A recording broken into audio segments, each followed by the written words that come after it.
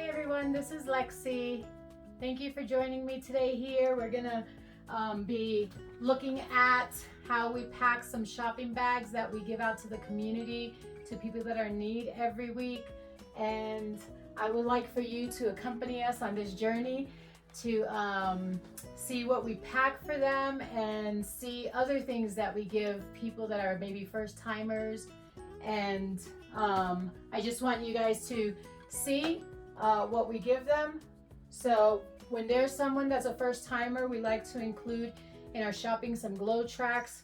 We have many different glow tracks here. We have the promise of peace, speaking to God, why do we believe what we believe in, and what the Bible says about the Sabbath. So these are just a few of the glow tracks we use.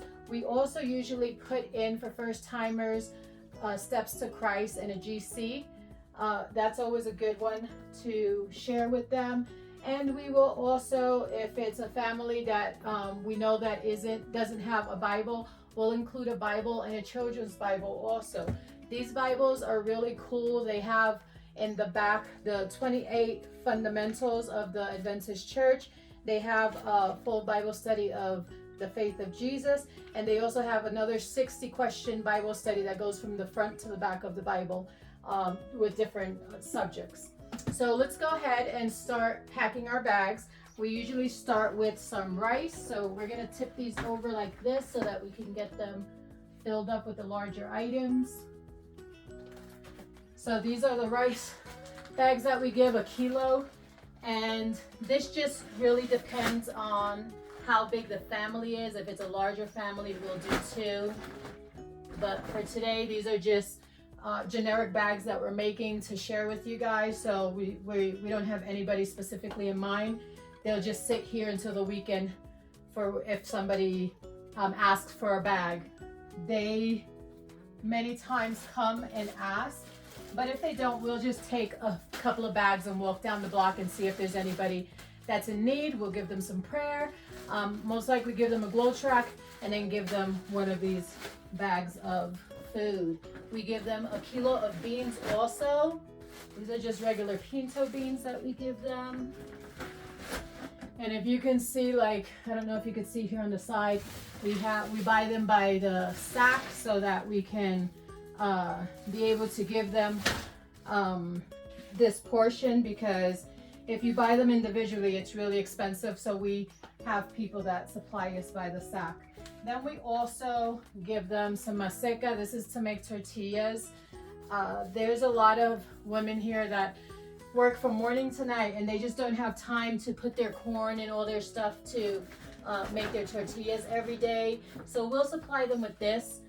If it is requested, I do also give them corn. I usually have corn. I have blue corn and yellow corn, and we'll supply them with that also. We give them salt in their bag. I'm gonna stand this guy up now. We give them oil.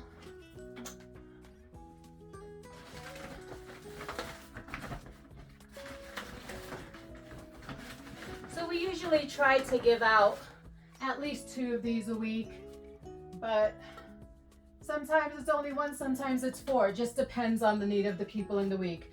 We give them a couple of cans of corn. We don't live close to town. It's about a half an hour away.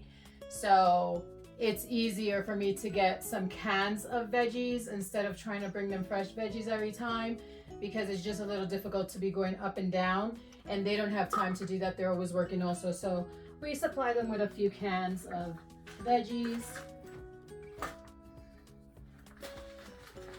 and corn. We give them also some bags of soup to make some warm soup for their families. It's really cold most of the year up here.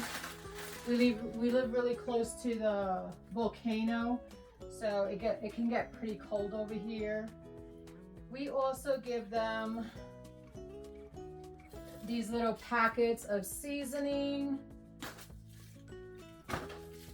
some cinnamon sticks, because they really like to make tea up here, cinnamon tea. It keeps them warm. and they also use it for medicinal purposes. We give a couple of juices for the kids, for the little ones. And just keep in mind, everything doesn't look like it's the healthiest option, but our options here are very limited. It's not like in the United States that you have a ton of options here. You go to the store and you have maybe to pick from 2 or 3 things, and you need to pick the less evil of the 3. So that's pretty much where we are on that. We also supply them with some rolls of toilet paper and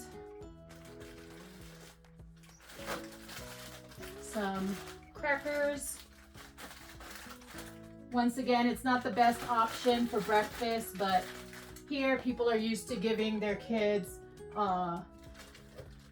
chips and stuff like that for breakfast, like Cheetos, and they'll buy little bags, whatever they can afford, of Cheetos, or and a 3-liter of Coke or something like that. That's cheaper than buying teas or coffees or anything like that. So I don't recommend coffee, but you know, once again, the worst of 2 evils. Instead of buying soda, it would be so much better if they could just do a healthier warm beverage, but it's just the customs here. We also give them, this is the most common soap around these areas. You could use it for your dishes, you could use it for your clothes. Some people even use it for their plants, to wash their plants off that they grow. And we just stick this here in the corner where the toilet paper is, so it's not really touching the food. And that's it. Here are our 2 bags. And like I said, when people don't come to us, we go to them. It's been an enormous blessing to be able to bless people with these food shoppings.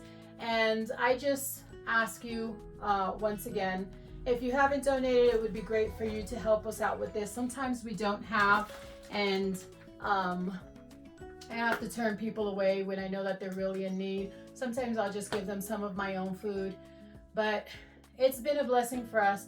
And I hope it's been a blessing for you guys too, to see how we make these bags. And I hope it encourages you to want to reach out and help a family in need. And I just pray that you have a wonderful, blessed day.